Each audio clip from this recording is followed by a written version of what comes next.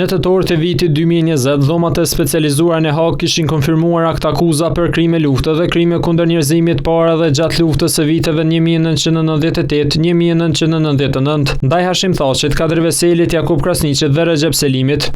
Një muaj më vonë me 4 nëntor 2020, i pari që u transferua në Hag ishte ish kryetari i Kuvendit të Kosovës, Jakub Krasniqi. Një ditë më vonë pas konfirmimit të akt akuzës, Hashim Thaqi dha dorëheqje nga posti i presidentit për të dërguar në objektet e paraburgimit të dhomave të specializuara.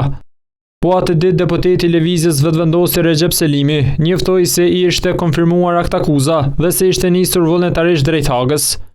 Në të njëjtën kohë, akt akuza u konfirmua edhe për Kadir Veselin, i cili po atë ditë shkoi në Selinë e Uleksit, ku edhe më pas u transferua në Hag.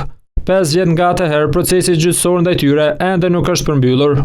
Si IKD kemi theksuar vazhdimisht që procesi është i zgjatur edhe është për një vepar kuptim që 4 SHUÇK-s të mbahet për një kohë kaq të gjatë në paraburgim, duke ditur edhe faktin që ata vullnetarisht janë dorëzuar drejtësisë. Avokati Amer Alia që përcolli këtë proces që nga fillimi tregon arsyet e nisjes së procesit gjyqësor 3 vjet pas ngritjes së akt akuzës.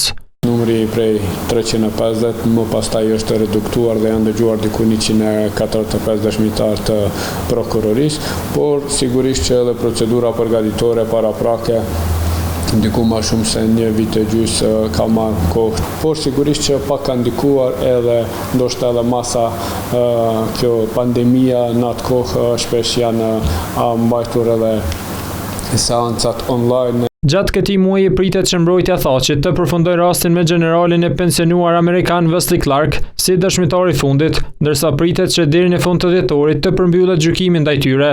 Gjykata speciale ishte themeluar në vitin 2015 nga Kuvendi i Kosovës dhe konsiderohet pjesë e sistemit gjyqësor të vendit dhe funksionon me ligjet e Kosovës.